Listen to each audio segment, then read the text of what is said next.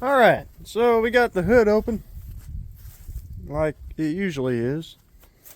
Thing won't start with the ignition key, so we're gonna see if we can remedy that. And there are two things that I know that it's not. It's not the ignition cylinder, it's not the ignition switch, it's not the solenoid for the starter, and it's not the starter because the starter works. 1, 2, 3. 1, 2, 3. So we know that. Now, here's what I don't know. I don't know if the neutral safety switch is any good, and I don't know about where did it go. That ground wire right there, I need to tighten that up. That could be my problem, and here's why. So the past 4 weeks I've been starting it with a screwdriver, turning the key and starting it, jumping the terminals. And one time I did it at night and I seen a blue arc down here, and I was like, whoa, what was that from? Well, the next morning I opened the hood and I start looking, and it made another arc right down there. And I'm talking about that arc traveled up that ground wire. So it was pretty neat to see. So what I'm going to do first is going to go ahead and tighten up that ground wire and see what I can't do. And we're going to go try it with the ignition, and then we'll go check out that neutral safety switch. By the way, I know y'all see this. Don't laugh. It's connected. The wires are in there. I cut this off because I was tired of it. I need to get an eyelet to actually fix it correctly. I think that is a 1/2 inch down there, so we'll quickly do that. Alright. I want to blame this on somebody else, but I know exactly who put this ground on. And it was me. But I swear it was tight. Alright, so we got the bolt out, and I forgot to show you what it looked like before. And I couldn't make a trip to town, focus. And so I just kind of made my own shorter bolt. It was sticking out about to right here. And from like right here and up was sticking out between the block. So I'm going to shove this back in here, and I hope it'll work.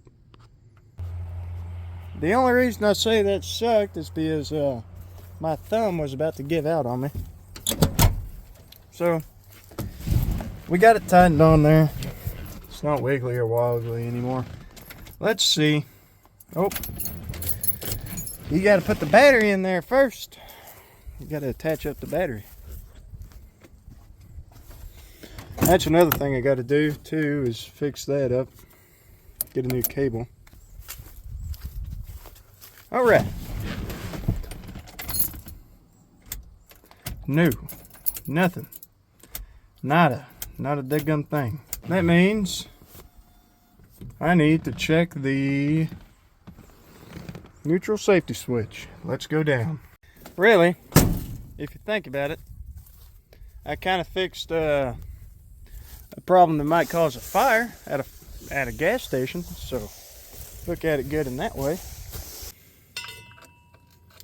Oh my gosh. I knew it. I knew that was not it. I don't even know anymore. Oh, thank you, Lord. That's it. That is it. I knew it was small. Perception of the bolt made it look bigger than what it actually was. I'm not taking them all the way off.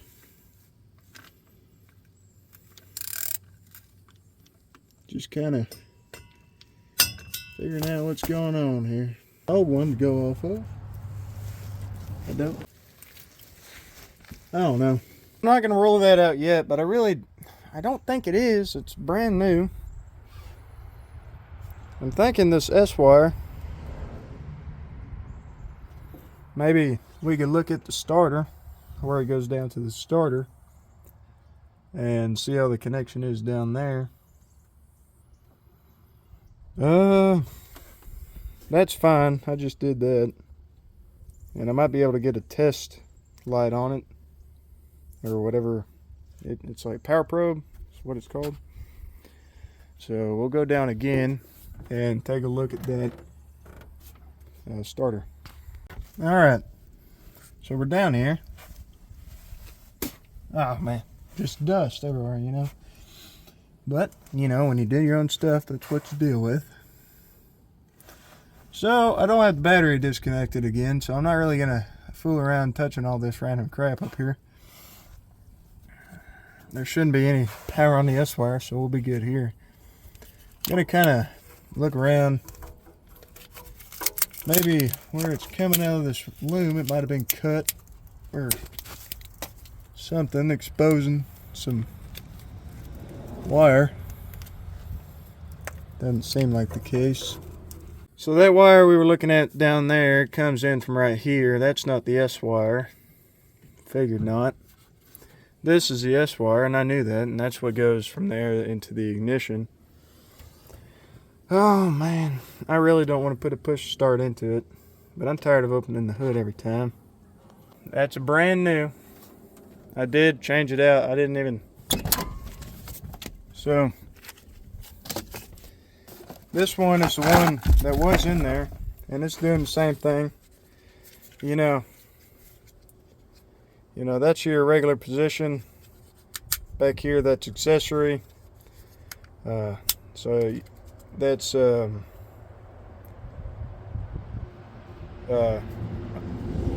another, yeah. That's your run position. Well, that's your accessories. That's your run.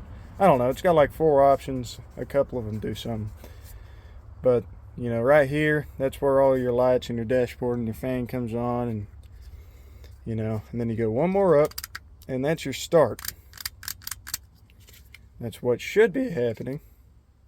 Should start turning over whenever you did. So that was the one that was just in it. The one that came from O'Reilly's, the standard I put in it. I changed it out anyway. Just make sure it's doing the exact same thing. So that's how I know it's not that. Kind of had another one of these laying around. That was brand new as well. Changed that out. Not it. So now I just have another one of these laying around that's still good. Same goes for that story. I guess the question is, do we have power going right here to this old boy whenever we turn the key in there? Alright, I'll find a test light. I think I have one. Alright, so I didn't have a test light, but I do have a marker light right here. I got the power wire hooked onto the S wire right there. And I have the ground, well, on the ground. I see no reason why it shouldn't work. And I'm just going to watch the footage back, and we'll see.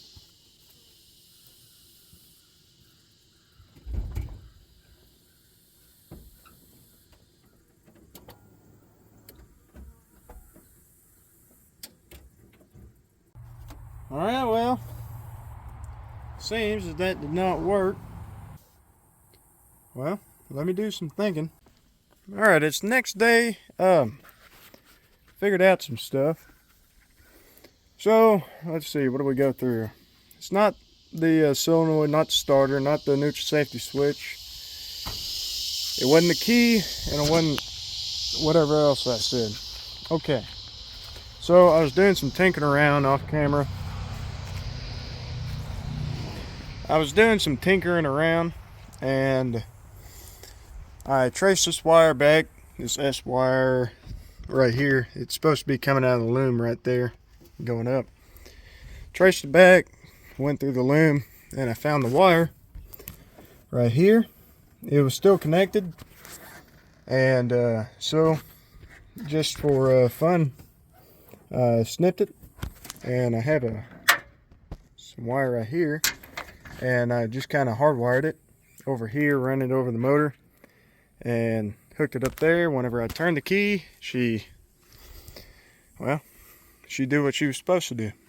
So, what I'm going to do, yes, I'm going to use green wire. That's what I have. I'm going to connect this 12 gauge wire to this 14 gauge wire and run this 12 gauge wire over there to that solenoid, and I ought to be fine. So there has to be somewhere around this loom where it circles all the way around. It has to have a break in it somewhere where wasn't getting connection. So I snipped it here, snipped it back over there. I'm going to connect this up. I'm going to run it along here, make it look nice, and I'll show you the finished product. Cool. So got that hooked up, got it spliced in, got it running around there. Got to run through there. It doesn't look terrible. You wouldn't notice it at first glance. Got it hooked in right there. I still want to fix that, make an eyelet right there. We will, just not today. Probably not next week neither. All right. Close this little package up. Where did my key go? Here it is.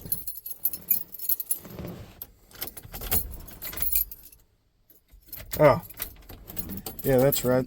The battery. The battery. You have to connect the battery back.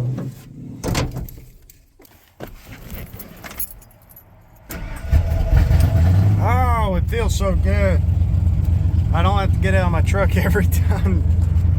Every time. Oh man.